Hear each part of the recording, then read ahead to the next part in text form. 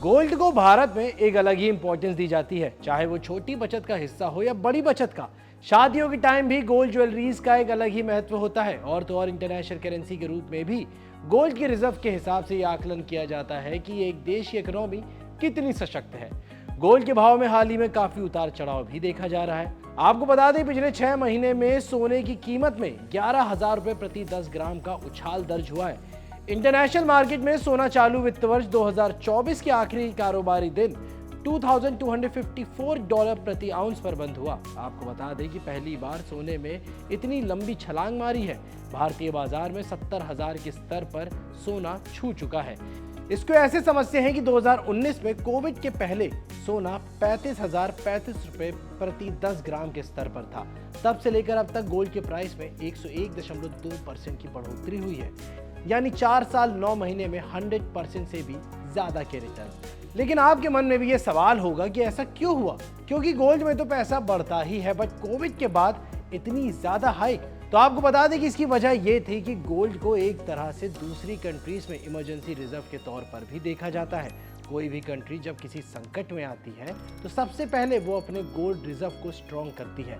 साथ ही एक वजह यह भी है कि वैश्विक स्तर पे चाइना कभी गोल्ड रिजर्व नहीं रखता था। काफी टाइम से चाइनीज स्टॉक मार्केट भी डाउनफॉल का सामना कर रहा था, लेकिन पहली बार ऐसा हुआ कि चाइना ने इंडिया से ज्यादा गोल्ड खरीदा। मान लीजिए कि आपने 1 लाख रुपए का गोल्ड इन्वेस्टमेंट 2019 में करा होता, जब गोल्ड सिर्फ 35,000 रुपए पर 10 ग्राम पे था।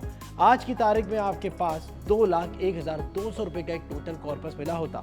अब यही सेम अमाउंट अगर आप गोल्ड में 2014 में इन्वेस्ट करते तो आज 2024 में यानी 10 साल के बाद आपको 150% यानी 150% का रिटर्न मिलता, जो कि अमाउंट वाइज होता 2,50,000 यानी 2.5 लाख रुपए का।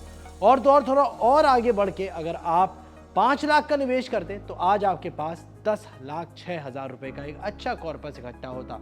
वहीं अगर 10 लाख का इन्वेस्टमेंट करते यानी 2019 में कोविड के टाइम पे, तो वो आज हो जाता 20,12,000 का। गोल्ड ने जिस तरह से एक अच्छा रिटर्न पिछले 5 सालों में दिया है, उसने सबको दंग कर दिया है। घरेलू बाजार में भी गोल्ड के दाम ने रिटेलर्स को काफी परेशान करा हुआ है। लोग नए गोल्ड ज्वेलरीज की जगह पुराने गोल्ड को ही रिसाइकिल करवा रहे हैं। कई एनालिस्ट का मानना है कि गोल्ड प्राइस अभी थोड़े टाइम तक 70,000 पर 10 ग्राम पे रहेगा और तो और इससे भी ऊपर जाएगा। अनुमान लगाया जा रहा है कि फाइनेंशियल ईयर 2025-26 में गोल्ड 75,000 पर 10 ग्राम के दाम पर जाएगा। आपको गोल्ड इन्वेस्टमेंट का कौन सा ऑप्शन बेस्ट लगता है, हमें कमेंट करके जरूर बताइएगा। और ऐसी तमाम काम की खबरों के लिए पैसा लाइव को सब्सक्राइब करना मत भूलिएगा।